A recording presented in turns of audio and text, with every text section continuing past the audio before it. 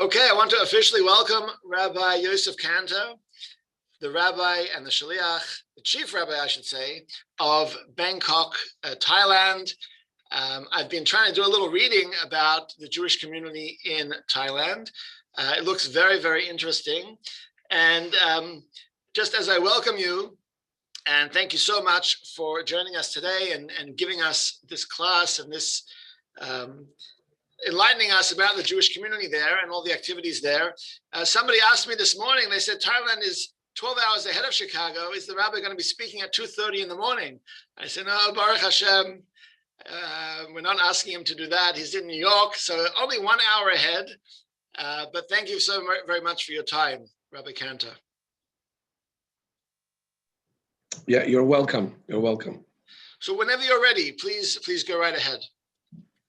Okay. Yeah, indeed, I am in New York. Unfortunately, I got a cold in New York, so my voice is a little bit hoarse. It's not, God forbid, COVID, because I got vaccinated and all that. It's not even strep throat, throat culture. The doctor said it's an old-fashioned cold of the version people used to get in 2019, whatever, before this new wave of disease. So a little bit of I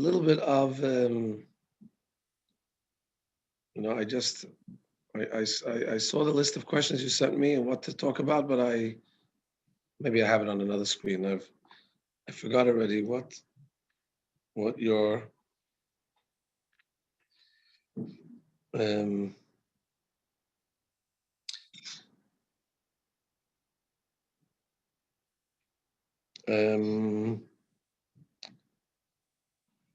okay, let me see. Sorry.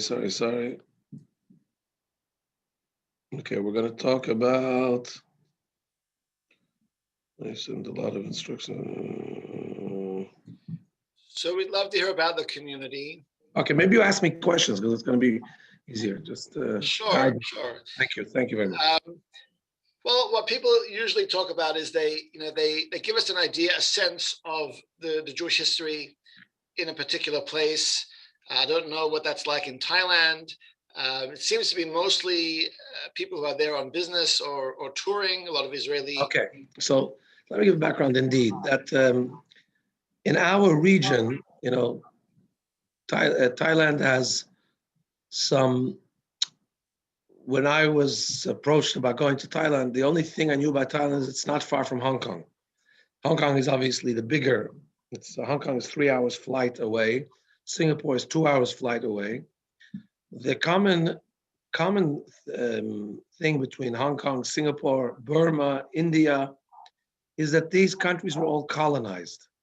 And the British colonized this part of the world. And together with the British had also colonized Iraq. Together with the British came a lot of Jewish people of Iraqi descent. They apparently traveled with the British and they set up shop and they saw the commercial, the business opportunities. And they also set up and established Jewish communities, shuls, cemeteries, benevolent associations, obviously shuls, right? And actually in Singapore, the Jewish community's main organization is called the Jewish Welfare Board. So there was quite an organized Jewish life going back 150 years in all these countries. Thailand was an exception. Thailand was never colonized. Even Indonesia was a Dutch colony. You had Dutch Jews there. Thailand remained, the kingdom of Siam was an independent kingdom, was not colonized. And as such, you never really had the influx of Jewish life, and Jewish infrastructure was never truly built in Thailand. Till the earliest record of any form of organized Jewish life is someplace between the First War and the Second War, where a certain group, a small group of Jews settled in Thailand, not from any particular geographical background or denomination, so that they were quite a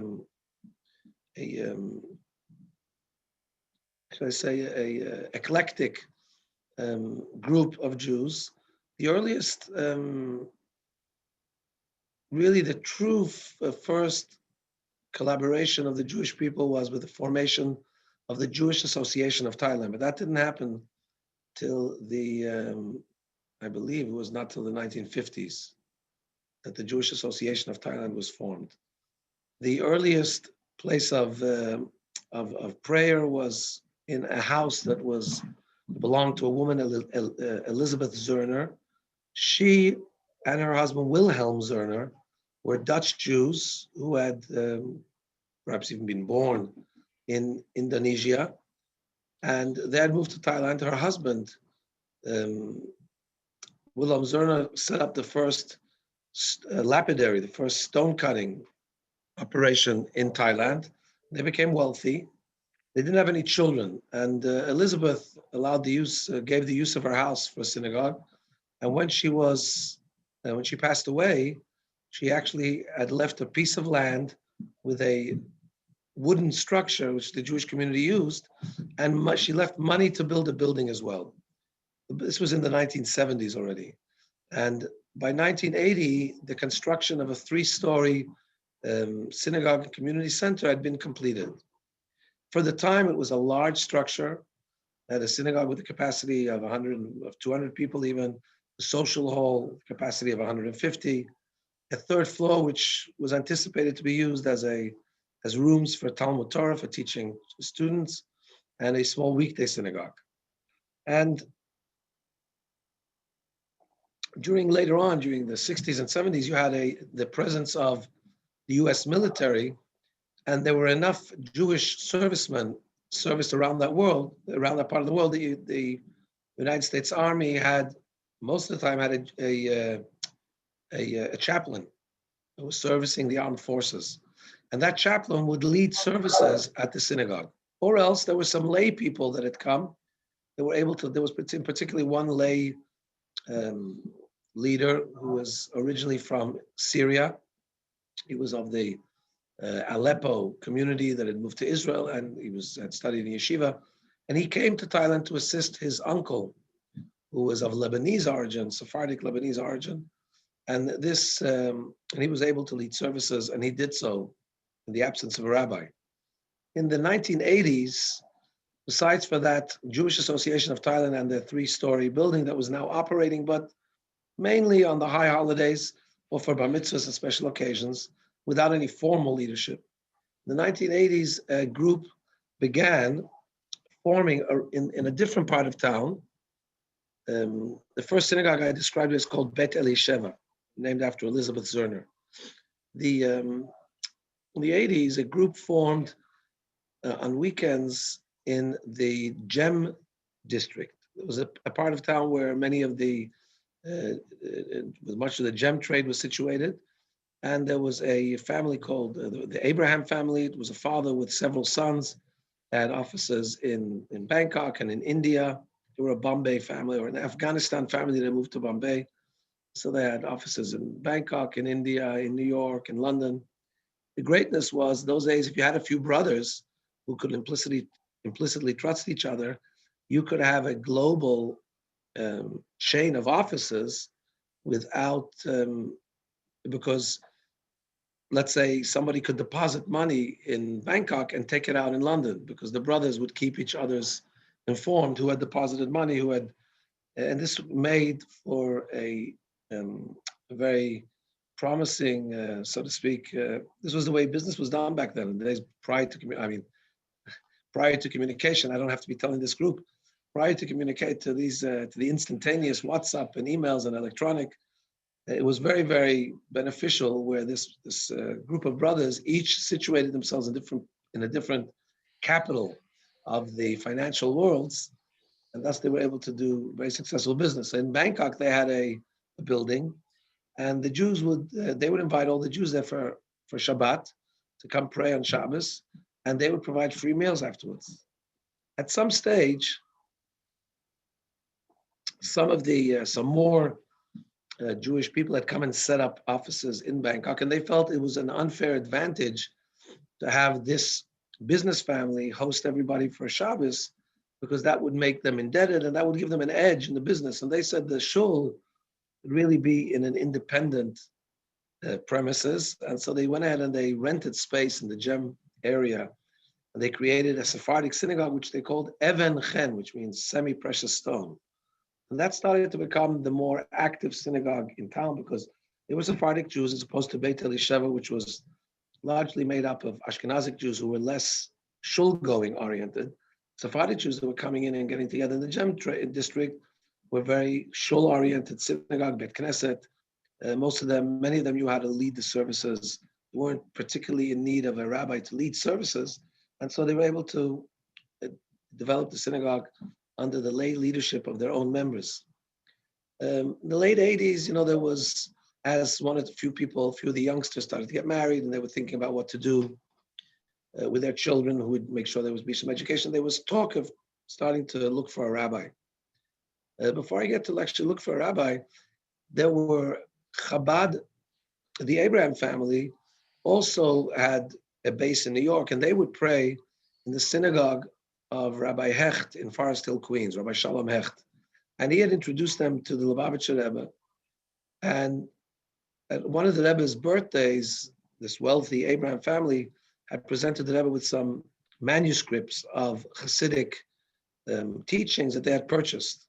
Manuscripts that had been written by some of the former Rebbes, some of the former leaders of Chabad, and it was sold, or somehow it landed up as in the hand of perhaps heirs, and it was being sold. And they had bought some manuscript to present it to the Rebbe on his birthday. We're talking in the 80s probably, or perhaps even in the 70s.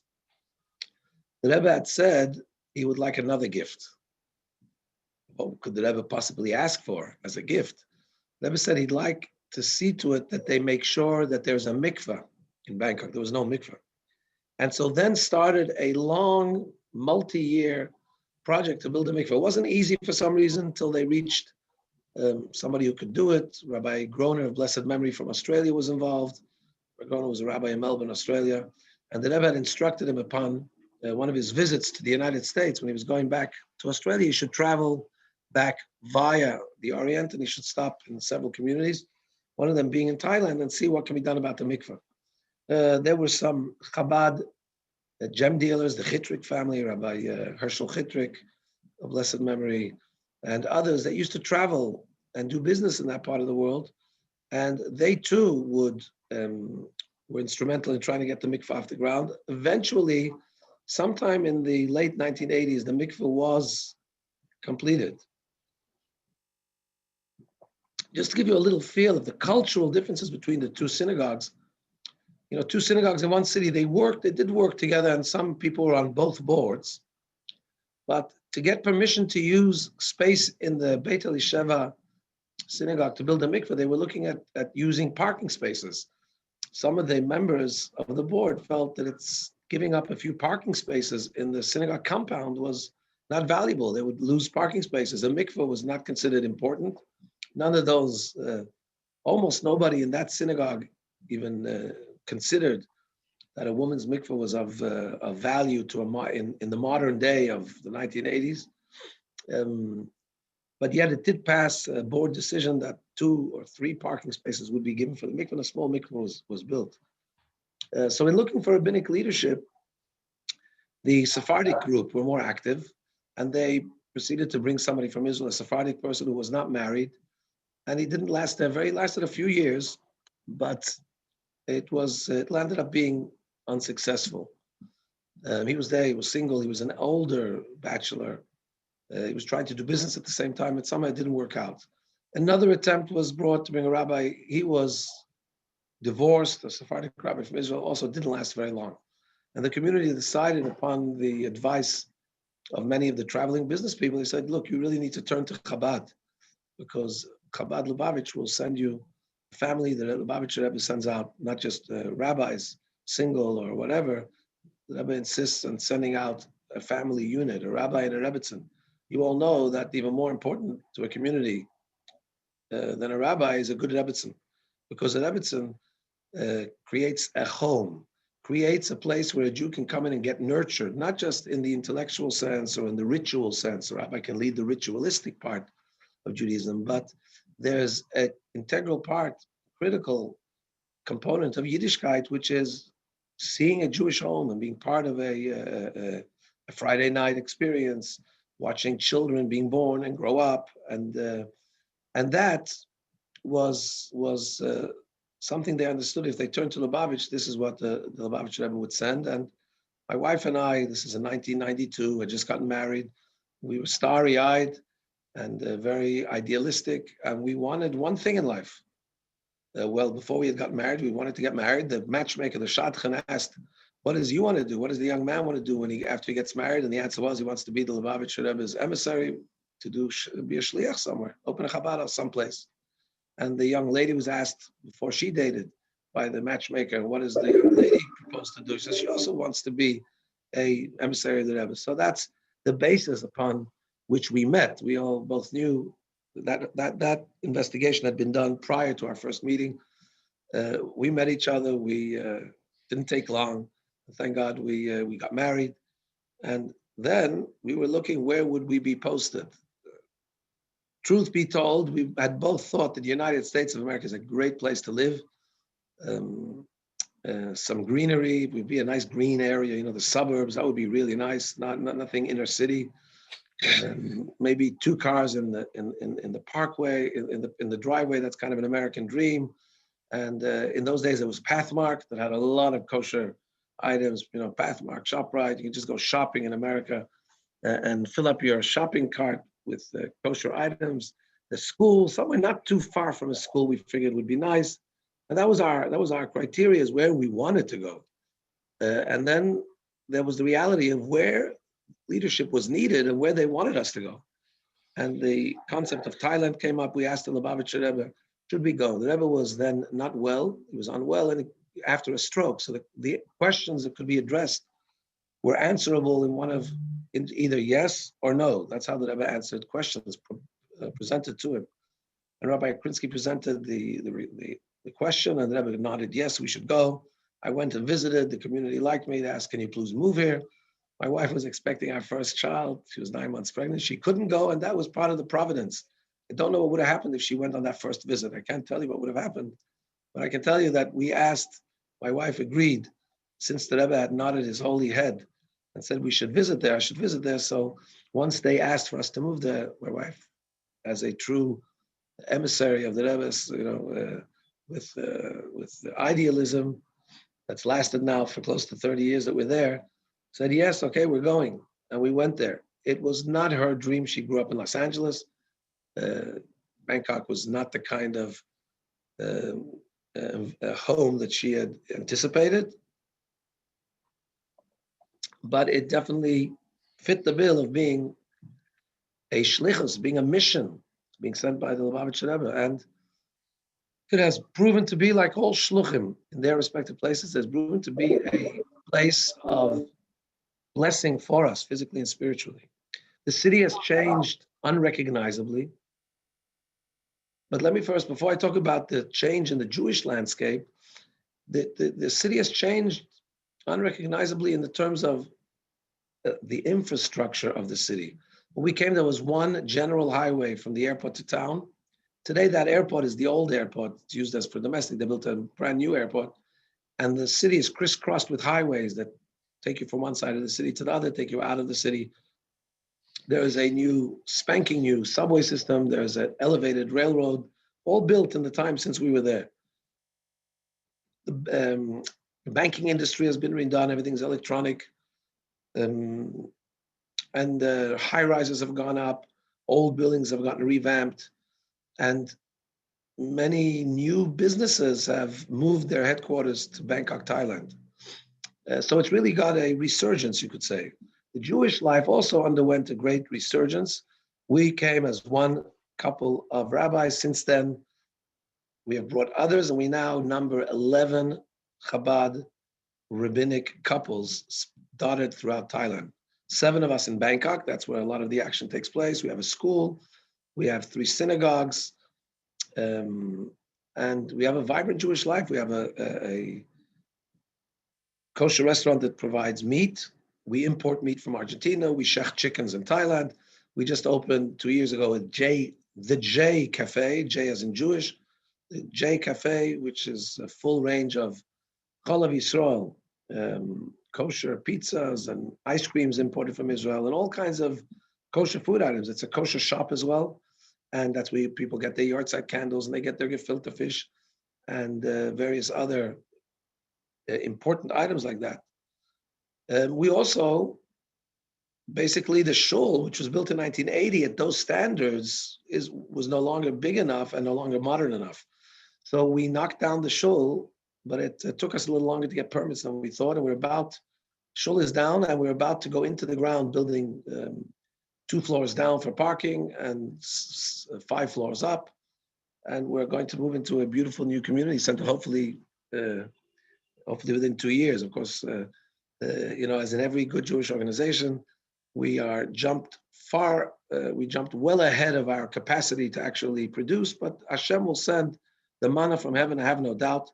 There's a saying, and I think I'm not speaking to such a young group here, so you will be able to back me up on this. I heard from an elderly person, actually I heard, yes, from a friend of my grandfather once told me. He said, I've never seen a shul or other Jewish institution closed due to lack of funds. I have seen many Jewish institutions closed due to argumentativeness, due to politics, due to the inability to get along. And I thought, wow, that's a profound statement coming from somebody who's quite advanced in years. I don't know if he said, I've never seen a Jewish institution closed because of lack of funds, or I've rarely seen, I don't recall, but he definitely said it's very rare. And most common is to see, unfortunately, organizations closed because of the inability to work together. So I know that one thing we have in Thailand, thank God, even though we have 3 synagogues, even though we have 11 rabbinic couples, thank God there's a great camaraderie and working together. The synagogues are not in the tradition of the 2 Jews on the desert island that built 3 synagogues, because each one can't walk into the other one. But the reason for the synagogue is actually geographic. They're in different, they're about an hour and a half walk each one from the other. So it's got to do with geography, but we do work closely together. And therefore, please God, we will be successful to build that building. Another sign of growth is, I don't want to be depressing. Actually, I should tell you this before I mention the word cemetery.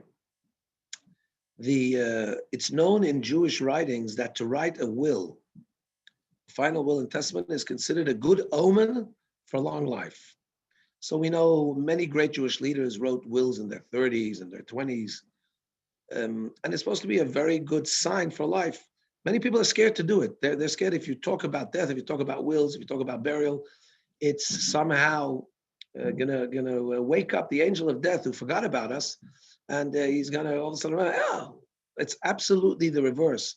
When you look it squarely in the eye and do whatever is needed to be done from our end to prepare for it, and at least to write, what you want your legacy to be, and how you'd like the arrangements to be afterwards. This is actually a good omen and a good vessel for long life. So I'm saying this because I'm going to talk about a cemetery. I'm involved in something very fascinating, which is almost once in a generation. And that is when I got there was no Jewish cemetery. The first, in 1993, I needed to officiate at the first funeral. It was actually a sister-in-law of Mrs. Elizabeth Zerner, who had left that shul, had left the money for a shul, and she passed away, and now she needed to be buried. Now, there was no Jewish cemetery. There was only the Protestant burial grounds, which had been given in general. The Thai people are Buddhists. They don't bury, they cremate. But the king of Thailand 150 years ago had given land to the international expatriate community, managed by the Protestant church at the time, actually managed by the British, but I'm not sure which church was managing it, but some church. And it was burial ground for the international expatriate community. That's where Jews would be buried till then, not in the dedicated Jewish burial ground. I had to officiate at this funeral, and I asked my rabbinic teachers, "Am I allowed to bury a Jew not in a specially designated Jewish burial grounds?" And he told me, actually, no. Jewishly, a Jew is supposed to be buried in a Jewish cemetery. Well, that was impossible. I understood that the next best choice, there's no next best choice. Cremation is a great no-no in Jewish law, but burial needs to be done. If there's no Jewish place, I'm going to have to officiate the burial in the non-Jewish grounds. And I did. But I gave two speeches. I gave a speech in English, a usual eulogy and the usual service. And then I gave a little speech in Hebrew, which only the more committed Jews understood. I said, look, to be honest, the rabbinic consultants I've spoken to said I'm not really allowed to officiate at this funeral. However, you know that we're here in Thailand, and if I don't officiate at this, God forbid, she may be cremated, which would be a terrible travesty. So here's what I'm doing. I'm standing here officiating, but I'm doing it. We're burying her with a stipulation that we're working on getting a Jewish cemetery, and she will be moved as soon as we do that. Just after that, I noticed that there was additional grounds that really belonged to the old cemetery, but had never been used. There was a caretaker's home on it, which had fallen into disrepair. We bought that plot. It's about 50 or 60 burial plots. We bought it outright. And that's where we've been burying ever since. But now we're getting full, very close to full. So over the last few years, we've looked for new burial grounds. You can't bury in the city anymore. And we're doing so a little bit outside the city. We finally just actually signed on land. And next week we have to do a transfer, please God. And I say it's once in a generation. My grandfather, my father's Australian born in Melbourne. My father's father emigrated to Melbourne from Israel in, I guess, the 1930s. He married his boss's daughter. His boss was a Russian immigrant to Australia who had moved there in the 1910s, the Fagelin family. He married his boss's daughter. And my grandfather, Mr. Moshe Cantor, was very involved in the Chevra Kadisha, in the Burial Society. And he had spearheaded the purchase of several new plots on behalf of the Jewish community of Melbourne. These people were buying plots of several thousand plots. So it's kind of in the blood. I grew up hearing about these things and knowing about these things. And now I find myself in in the midst of a campaign organizing to buy land that has 1,200 plots. Now, considering that we, on average, do about 10 burials a year, even if you put up those numbers for the growth of the Jewish community, so maybe 25 burials a year, we're talking 50 or 70 years of burial plots, technically, could be. And when I go to people and I explain to them, we need to do this, and they look at me and say, and I explain to them that burial is a generational thing. You don't do this every 10 years or every 20 years. You got to do this once and do it right. So that's just an interesting outcome of the Jewish growth is we actually have now a young man who's learned to be a mohel. So we have that available. I know how to shech chickens, so we're sustainable that way. We now have our own burial grounds, so we're sustainable that way. These are the things that Jewish communities in other countries take for granted. In Chicago, you don't think about where do you get a mole? There's plenty of moles around. You don't think about who's going to provide the chicken. You can get it in the local supermarket. You don't need to think twice about a yahrzeit candle. I think Costco sells them made by the 3 dozen. But in a place like Thailand, every single aspect of Jewish life needs to be thought out, needs to be kind of created and generated. It was not there to be taken for granted. We had first moved there. One of the things we discovered is that there's this was in 1994. This was just after the Lubavitcher Rebbe passed away, and we were looking to do something of adding light. We had faced this great challenge of the presence of the Rebbe here with us, alive and well and able to communicate. Now the Rebbe passed away, and of course we knew that the legacy and the spirit and the neshama and the soul and the power of a tzaddik never goes away. It's here in all the worlds. But we suffered a tremendous loss, and we looked inward, and the Rebbe always taught when there's darkness, when you suffer challenge, you got to do more. Don't stop. Now's the time to add light. So we knew we had to create a new organization, something new. What we did turned out to be something that has transformed the world. You know what we did? We opened in the backpacking, they call it the backpacking mecca of the world, Khao San Road. It's an area in Bangkok which is full of guest houses and hostels and backpackers style restaurants and all that. And many, many, many Israelis, hundreds of thousands of Israelis, kids after the army particularly, after coming out of the IDF, the mandatory service, they travel. And Thailand is one of the hot destinations. Thailand, Kathmandu, India. And we opened up in that area of the backpackers, we opened up a Chabad center to service to them. We brought a rabbi, and that became very quickly the crown jewel of our work. We opened up branches of that same. You see, it's a permanent Chabad house for traveling people. What's so important about reaching out to these Israeli kids after the army? I'll tell you what it is. Many of you have probably heard about the Birthright program. Birthright program is when we take a teenage or young adult Jewish kids from the diaspora and bring them to Israel for an experience.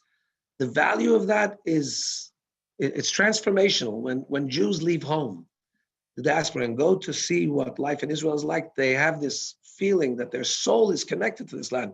They get a Jewish identity. They start to feel a sense of Jewish belonging. This is often the difference between assimilation or not assimilation. But that only works for non-Israel kids. What about the kids growing up in Israel? They don't feel that about Israel. For them, Israel's home, and all the argumentativeness and all the divisiveness that exists there. And if you read the news and the politics between the religious and non-religious, the right and the left, and there's a lot of stuff going on there, a lot of argumentativeness. And we discovered that when the Israelis travel, they open up differently. And they start to look for a little taste of home. They look for a Pesach Seder. They look for a Rosh Hashanah dinner. And they look for a Shabbat dinner. When we're able to provide for them that experience, they come and they love it. And you know what? They realize they have an identity, not just as Israelis, but as Jews. So I call this the Project Birthright in reverse. Project Birthright is to bring the diaspora kids to Israel. Project Birthright in reverse is the Israeli kids having a Jewish experience in the diaspora. Now, our position is actually favorable. We have a less expensive task because bringing kids to Israel, this organization, Birthright, has to give tickets and hotels and lodgings and buses, very expensive. Cost per child is like a couple $1,000s.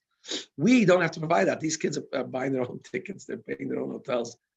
We just need to provide them free Shabbat dinners, available Pesach Seders. And we, on an average Shabbos, right now everything's shut down because of COVID. But on an average Shabbos, when things are open, we could be serving 1,500 Friday night dinners easily, every Friday night.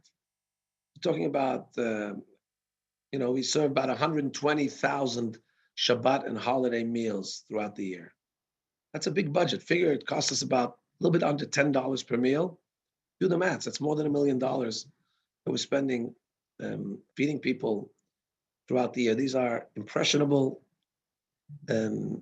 post-army kids. And impressionable, I mean, they're open to becoming more aware of who they are. The beauty of the work of Chabad, we're not missionary. Missionary is trying to convert somebody to something they're not. The Rebbe tasked us with trying to bring people into line with what they are. You see, when you ask somebody to do a mitzvah and he says, I don't want to be a hypocrite. I don't always do it. So I don't want to just, let's say, put on tefillin and light Shabbat candles this week because you've asked me to, or because, because that would be hypocritical. And actually the exact opposite is true. The essence of a Jew is his neshama, his Yiddishkeit is who he is or she is. The Yiddishkeit is the true expression of who we are. That's when we do that, that's our truth. When we're being hypocritical, at times we don't do it. So that would be really a travesty not to be natural and do what we naturally do, and to insist that our natural state is the state of not doing Yiddishkeit. So that's the way we look at it, and that's the way it is. So bringing these kids who have given their life, put their lives on the line for our people, Am Yisrael Chai, when people scream Am Yisrael Chai in Israel, parents send their kids off before they go to college. They go to military training. They stand there, these young kids standing there with guns, putting their life on the line. Some of them going into the really elite combat units. On the one hand, being as sensitive as possible to the preciousness of life in the side of the enemy as well, so that defenseless women and children should be protected to the best of their ability. It's the only army that has that kind of code. And on the other hand, though, they need to face this, and it makes them grow up in a way we wish we never have to grow up that way. pray for shalom, we pray for peace, because that's not the way that kids should go into their early adulthood. But they become hardened in some way, but they also become very wizened and very mature. And when they travel, what we want to impress upon them is that they have an identity that goes even deeper than their nationality of being Israeli, and that is their Jewish heritage. We do seminars, and um, many get. I wouldn't say that that the agenda is to make them shul goers every day. We want them to feel comfortable in their Jewish skin, so that when they go back to Israel, and they will appreciate that they're they shouldn't see themselves as secularists per se, but as proud Jews, maybe doing less, maybe some doing more in terms of observance of mitzvahs, but aware that they have a heritage that was given to them at Sinai, and it's imperative that we keep it going. That is the strength of the Jewish people. The Jewish people is not a nationality. The Jewish people's strength is our commitment and our identity with the Torah. So that's what this has grown into a chain of Chabad houses. In Bangkok, backpacker part. We have one in Chiang Mai, we have one in Koh Samui, we have one in Phuket. The Phuket one started just after the tsunami. Unfortunately, when the tsunami waves rolled into Phuket, there were hundreds of thousands of people that were lost. And there were many Jews that were traveling there as well. And we jumped into action. We flew down from Bangkok. The bodies were still on the street in Phuket, and it was real pandemonium. We actually spearheaded bringing down the Israeli experts in identifying bodies. Unfortunately, they're much more expert there than in many other places of the world because of the bombings that have taken place. And we were involved in repatriating Jewish people back home. Unfortunately, there were 18 that we sent back in coffins from various countries of the world: South Africa, Israel, France, America. But then, unfortunately, and then there were many that miraculously survived, and we helped them get back home. And then there were funds left over that had been sent to us from the Jewish community around the world. It was earmarked for tsunami work, and we implemented social services and programs to help build up the livelihood of the unfortunate Thai people who had lost everything they had. And we were blessed. A year after the tsunami, we made what we called the Tsunami Yizkar, a yard-side gathering for the tsunami. And at that yard-side gathering, we invited the Princess of Thailand, Her Royal Highness Ubal Ratana. At the time, the old king was alive. He passed away a few years ago, and his son is king. The old king was a king for many decades, very venerable man, and venerated by the people. His daughter coming meant that all the streets around the hotel event had to close down, and the protocol officers taught us how to present something to Her Royal Highness the Princess, and it was very, very, very special event. And I liked to say that, when I came to Thailand, I knew there was a small Jewish community I was coming to. I later learned there was a larger traveling business community. I later learned that we were also responsible for the hundreds of thousands of backpacking community. And after the tsunami, I learned that we were also responsible for the general population as well. Rabbinic leadership doesn't stop with the Jewish community. It's also, we need to be a beacon of light, of morality, of benevolence, of tzedakah to all the people around us. That doesn't always come our way because we have to take care of our family first. The laws of tzedakah are such that before we reach out to the general society, because if every community will take care of their community, then all communities will be taken care of. So you take care of your own family first, then you take care of your own community, and then but there are certain opportunities to spread beyond your community. In this case, at tsunami, we had that opportunity, and it was very special to be able to do so and to kind of share with the local Thai population that the Jewish community around the world had teamed up to send help. It was a very, very special mission doing that.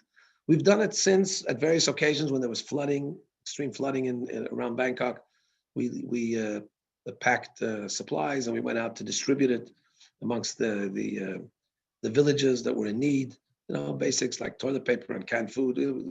Thailand's infrastructure is such that sometimes there's flooding.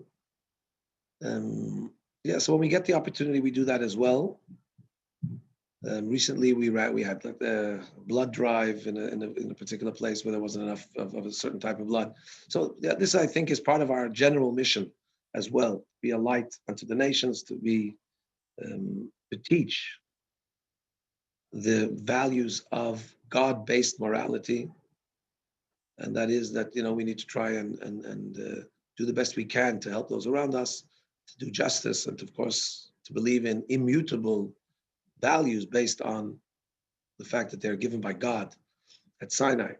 And this was something I mentioned in the presence of the princess, which was very special to speak about the message of God through Moshe and the Jewish people to the entire world population in the presence of somebody who's really the highest level of the monarchy in Thailand. Interestingly, something most rabbis probably never experienced, there was a coronation of the new king a few years ago, and I went to as a spectator, as a participant actually. I didn't get invited to any of the festivities. Actually, Judaism is not really recognized in Thailand, not because you can't practice it. All religions are welcome, but you need to be at least 2% of the population to be a minority religion. Out of 70 million Thai people, the few hundred Jews that live there, perhaps a few thousand Jews that live there, but not more than a few hundred are Thai citizens. Myself and my family, we became Thai citizens. It's a very difficult process. There's not more than a few hundred of us Thai citizens, because Thailand doesn't have an indigenous Jewish population. So obviously we can't be a recognized religion. But I went to attend this coronation because the Talmud says you should try and see the honor accorded kings in this world, because when Mashiach comes, the Mashiach will be a king, and we'll be able to see the contrast and the difference between the coronation or between the honor of kings given in our times and the royalty and honor which will be accorded the king of Mashiach. So I went to this coronation and I had to sit literally on the floor. And if we Westerners are not so used to sitting on our haunches or sitting on our backside, actually. If you try to put your feet under your backside, they pushed you down. No, you're sitting too high. You have to be as low as possible. You're sitting directly on your backside on the asphalt. Yeah, we tore up a cardboard box to at least, it's very hot here, to at least not get burnt by the hot tar of the asphalt. The king, you can't take any selfies when the king's in the area. The police will come and confiscate the camera because I guess when you're in the presence of the king, there's no self. You can't, highlighting yourself, a selfie is taking a picture of yourself and something else. There is no self in the presence of a king. We don't know what real monarchy is in the Western world. In the Western world, you can criticize the highest thing we know of is a president. And presidents, they're very short tenure, and they can be criticized and they can be vilified or whatever you want. But in a real monarchy, not like the monarchy of the Commonwealth, where again, that's also quite, here you're talking about Thailand. If you speak negatively about the monarchy, you can find yourself in jail or worse. The laws of lèse majesté, the laws of speaking, of the not speaking against the kingdom are very real over there. So this was something. The king came with hundreds of people formed, dressed in different costumes, and there were all kinds of it was all levels of attendance and like the olden days. And the king came riding on an elephant and looking around at all the people who are screaming, "Long live the king!" It was a moment, a real historical moment, which I took the opportunity to attend. Most rabbis can't share that kind of experience. So when Mashiach comes, I will indeed be able to distinguish between the royalty, the honors as accorded to royalty today, as I saw it in Thailand a few years ago, and the honor bestowed upon the Messiah, the king, the Jewish king, who will be, when the Mashiach comes.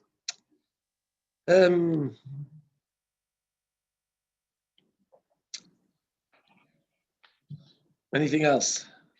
Wow, Rabbi Kanda, thank you so much for all that amazing information. And a description of what it's like in Thailand. What is the language that's spoken in Thailand? Pom put pasad Thai. Kun me ko jai. Me pelai. Pom put pasad angli duai. I just said, I speak Thai language. You don't speak Thai, but never mind. I also speak the English language. Okay, so they do speak English in Thailand? The people I hang out with, yes. But no, the average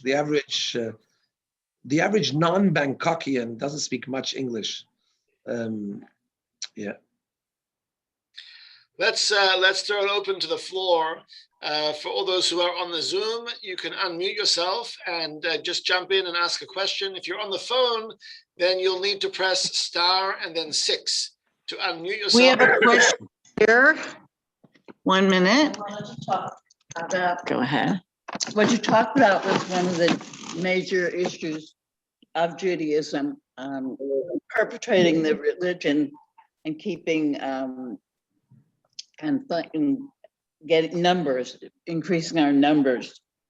So I'm wondering about things like matchmaking and getting people together and seeing what you could, if you could promote those kind of things.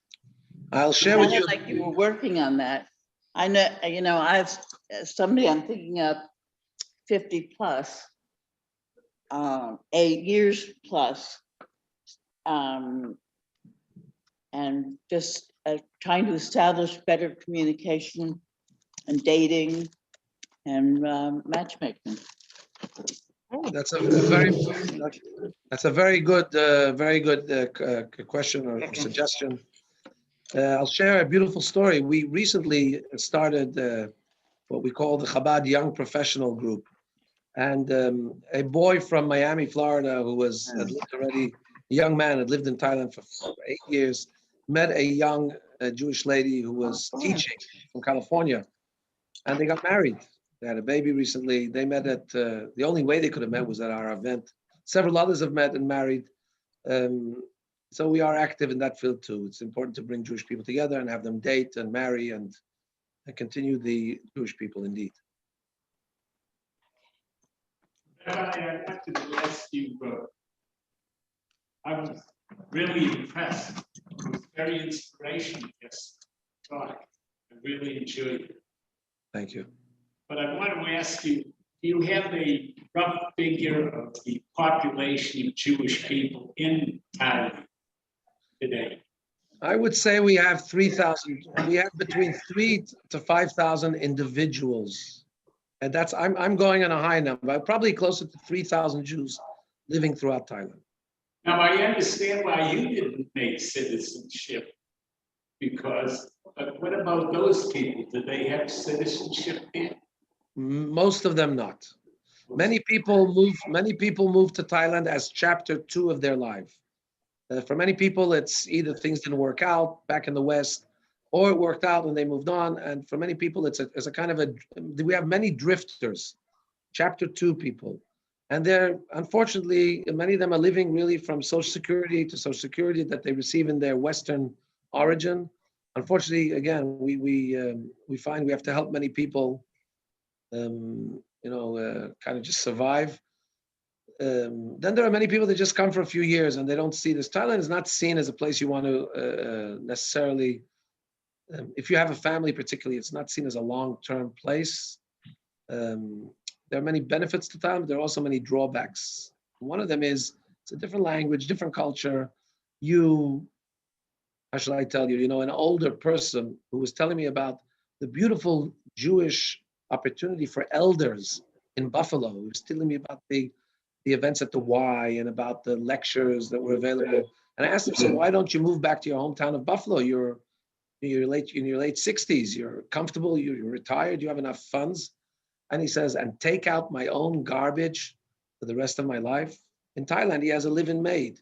Now, unfortunately, that person turned in his 70s, became unable to take care of himself and really is homebound and doesn't have any of the benefits of having any of the social things he could have had back there. So, there's no fully perfect place to live. So, when you live in Thailand, there are some things you gain, there are some things you give up. Many of the people coming to Thailand are not coming with a thought out plan that they're going to create citizenship and so on. And Thailand makes easy entry with visas. They give retirement visas quite easily. If you're able to show $20,000 that you've put into a bond in Thailand, you can very easily get a renewable visa. So even if you can't show that money, there are companies that will zigzag and they'll provide you that money for to show the government, and then for a fee, they will provide you with a visa, and many people are doing that. So it's quite easy to be there. That's why people drift there. But many of the people there are not really well thought out. And to get citizenship, you have to work hard for about 10, 15 years. It's a long process. We wanted it because being the rabbi of the community, I want to be as legal as possible, as permanent as possible. And you can't own property if you're not a citizen. We have, as I'm saying, we have Chabad houses we've purchased, the cemetery. These are all on foundations, but to be one of the board members of the foundation in a full sense, you need to be a Thai citizen. So this has been very important for the building of Jewish life there.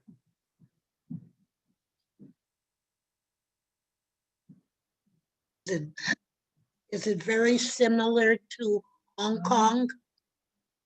Most dissimilar. Dissimilar. You mentioned that most of the population is Buddhist. What is their attitude in general towards Jewish people, towards Israel? Is that something which is unusual? Yeah.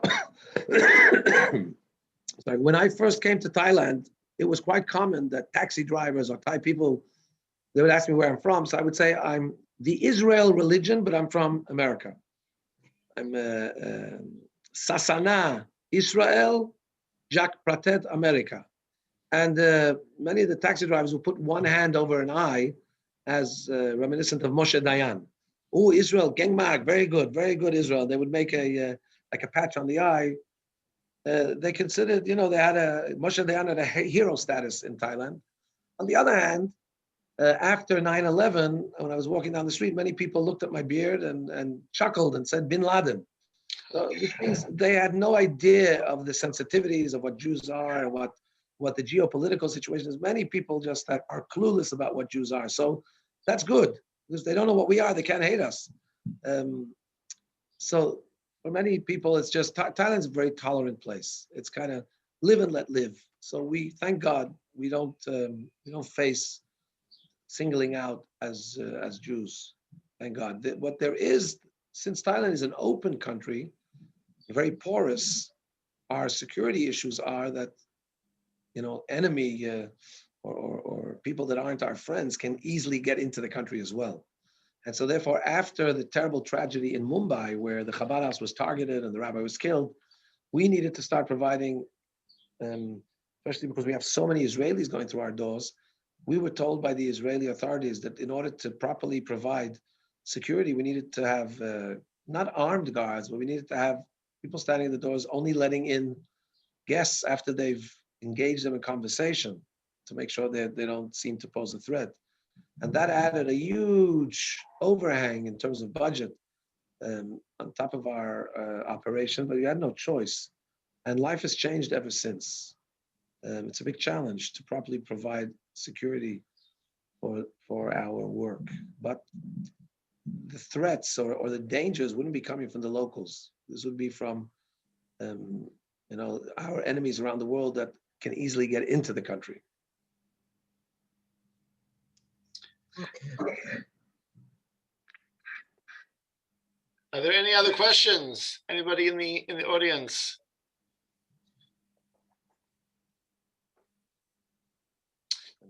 Fantastic. Well, I want to thank you again, Rabbi Cantor, so much. It's been very illuminating and interesting. I don't know how many visitors you'll be getting from our crowd to Thailand. Is anyone planning a visit to Southeast Asia? The only place I go is Hong Kong. I have a granddaughter and grandson. Yeah, Hong Kong is an organized city. Are Right you now, a bit too organized. Are you familiar with Hong Kong? Yes, I am. All right, because he's at the Ohalea, if you know the shul there. I know the Ohelei Shul quite well, yes. All The right, rabbi there is from Australia, actually. that is correct. Ozer. Rabbi Ozer, I know Rabbi Ozer, yes. All right, that's my grandson. Rabbi Ozer is your grandson? That is correct. Oh, 1 second. That's very exciting. Okay. So you have to say, give him regards from his colleague in Thailand. Thailand. Okay, I will write him an email as soon as I finish. How's that? That's fantastic. Great. Small world. How are you funding the money for the purchase of the cemetery? That's actually one of the reasons I'm in New York. Locally, we don't have so much funds. Locally, the crowd is not so able. But I'm trying to reach out to benevolent Jews here in the United States, and I'm pounding the pavement, as they say. I'd like to give you a small donation after if we can God figure bless this. you. Everything will, every penny will help. Thank you very Thank you. much. Is there a way I could give you my credit card number over the phone or your WhatsApp or something to tell Yes. you? Definitely. Okay. You could tell Rabbi Zaborowski how to do that? I mean, how to reach you? Thank you very much. Thank you so much. God bless you. I see it Amen. says Freilach. Freilach is happy, so you should have a Amen. lot of happiness in your life. Amen. Amen. And Klal Yisrael. Amen. Interestingly, the laws of afterlife are referred to as the laws of joy, kind of not tongue in cheek, but in a turning a positive twist. Samachot. We like to even when we have to do things that relate to the ultimate, to grieving and so on. But we always look forward, and I guess we're hoping for the eventual. What's coming our way is those that have passed will come back to life. When Mashiach comes, we won't have to die anymore, and those that have passed will come back to life, and it'll be true time of joy. In the meantime, we have to live life in a natural way, provide, repair. If a Jew does pass away, and we have most of the people we bury actually are what are termed mace mitzvah, which means dead people that it's an absolute mitzvah to bury them because they are without family. Many of them are destitute when they pass away. Sometimes we even have to pay off they have an accumulated hospital. We have to pay off the hospital before they'll release the body to us. And so it's truly a what's called chesed shelamet, that kindness of truth, because the person you've helped can never say thank you. At any rate, but let's talk about happy things. I want to share with you one closing story. And that is and I also want to send perhaps you can send the link out. There's a video, Rabbi Jabrowski, called Jewish Rice Farmer in Thailand. I'm going to put the... Yes. You I've know seen it? it. I've seen it before, and we've played it before here at our senior center, but we'll play it again. We like to play good videos more than once. Okay, but what I also want to then tell you is that rice farmer who was married to a Thai woman, had 3 children, his son, not Jewish, used to come with his father to Pesach and wanted to be like his father. So we contacted the Bet Din in Australia, that's our closest Bet Din for conversion. And they said, look, if he lives his mother said after he finishes high school, he's allowed to make his own choices. So if he comes and lives with you for a year in Bangkok, let's say give him a job or something, and let him study the rituals of Yiddishkeit. And if he is able to live that way and he still wants, send him to the Beis Din in Australia. And if he commits to going to yeshiva for 2 years, we will do the conversion. And that happened. He went to yeshiva, he got converted, he went to yeshiva in Israel for 2 years, carried on in yeshiva in America for a year, went to work, and then left the yeshiva, went to the workforce as a physician's assistant. He's studying to be a physician's assistant. And now we need a shidduch for him. Well, a couple of months ago, he was introduced by a matchmaker to a girl from Toronto. Nice Jewish girl. They dated. The first dates were on Zoom. And once they had established that they wanted to continue, she flew into New York. Because if you're not Canadian, you can't come into Canada. And they dated and they got engaged. Last night was the wedding in New York. So Zavulun, the rice farmer, actually flew into New York last week. And I had given the honor of reading the ketubah. This Thai Jewish boy, Thai mother, a Jewish father, converted to Judaism halachically. His face looks half Thai and half American. And he's married in a proper, kosher, beautiful Jewish wedding. And hopefully this will be a wonderful Jewish family ongoing. So I'd like to close with that because it was a joyous, joyous event last night. The wedding was not many family members because the Toronto side couldn't come, only the parents and the immediate siblings because there's quarantine going back there. And on the side of the rice farmer, it was only him. He doesn't have any other family alive. And on the Thai side, of course, nobody was able to make it here. But there were many yeshiva students and friends and family. It was a beautiful, joyous wedding. May we merit to have happy occasions together, happy, healthy, joyous occasions. I thank you for the opportunity to join you and to speak to you. And sei gesund. Amen, amen. Thank you very much. That's a beautiful epilogue to that story. And may it continue. And may you have a lot of bracha and atzlacha and all that you do over there. Amen. And we should hear only good news and simchas. Amen. Thank you. Can you tell us about the education there for your children and the other shluchim? Is it all Zooming or are there schools? No, we've established, in Bangkok, we established a small school. The shluchim that are in the other cities, it's all online. We actually have a small school for our children. Up to what grade, please? It goes up to, basically up to the age of 13, 14. We mix some of the grades, mix and match. The kids basically go away 13, 14 years old. Beautiful. All right. All the All right. best. Take care, everyone. Bye-bye for now.